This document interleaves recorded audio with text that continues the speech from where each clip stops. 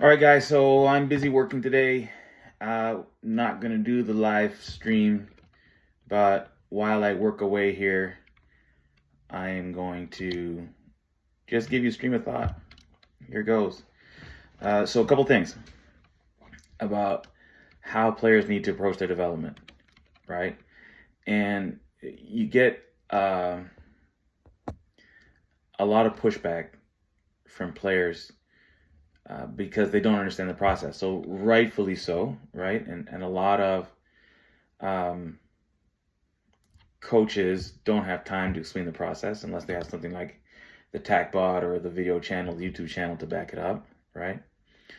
And so unless there's a culture, right, or people are able to put some work in up front, it it comes at players without any context, right? Which is fine, right? So one is we have the YouTube channel.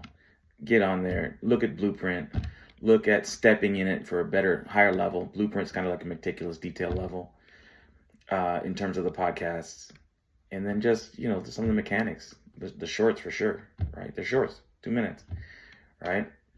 And the idea of Blueprint is to take sports performance, put sports performance into your technical elements, and then put your technical elements into your tactical game. So you're training the sports performance to tactics spectrum, that whole sequence, and making sure it all fits together, right? And that's the point. So what you have to understand is that Barcelona wasn't always Barcelona, right? So 30, 40 years ago, Barcelona became Barcelona because of the adoption of the Ajax methodology, right? Which one of the best developmental academies in the world, transplanted to Catalonia. And that is what they were working on. Sports performance to technique, technique to tactics, tactics to meta strategy, all of it fitting together, along with mentality and fitness and all the other things, right? But Ajax or Barcelona became Barcelona because of the way they train.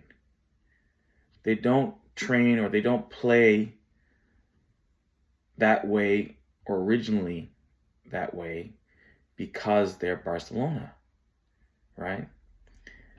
They first played with small players developed from within their academy against a specific game model so that they didn't have to spend large in the transfer market.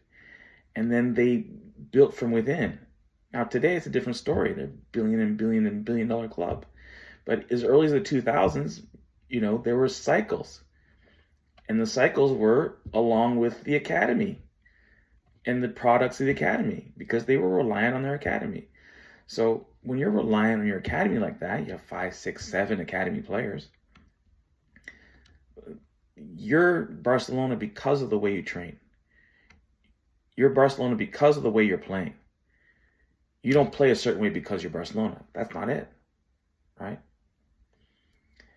And so you can look to those clubs, Eintracht Frankfurt, Ajax, Barcelona, in terms of what they're doing, Chelsea, in terms of what they're doing for development of their players, right? What's the system? What's the basis? Another one in the United States that might be a good example is head and shoulders above all the other academies in the United States.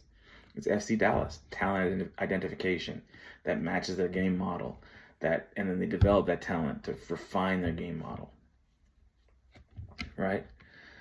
And their motto, busca la forma, find a way, right?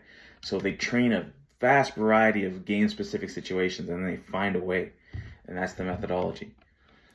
So again, Dallas FC is not Dallas FC. It doesn't play the way Dallas FC plays because they're Dallas FC.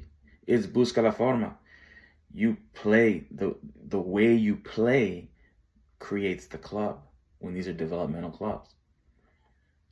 So just a little thought, because I've seen it over the course of 40 years, and it's a broader window, but the developmental perspective, you don't build culture by buying players. It's just not going to work. You don't build a team by buying players. Maybe when you've got a whole bunch of money after the fact, right? That can be your next strategy, right? But when you're building a culture, when you're building a club, when you're building a game model, the way you play dictates your success, right? It's not the other way around. You don't just go get a whole bunch of really excellent players and then try and figure out a way to play. That's not going to be cost effective. If you're Real Madrid, that's fine, right? But that's a rare case. So PSG and even Real Madrid, you can kind of say it's not looking good, right? So PSG kind of went the other way, right? They went and looked for the players that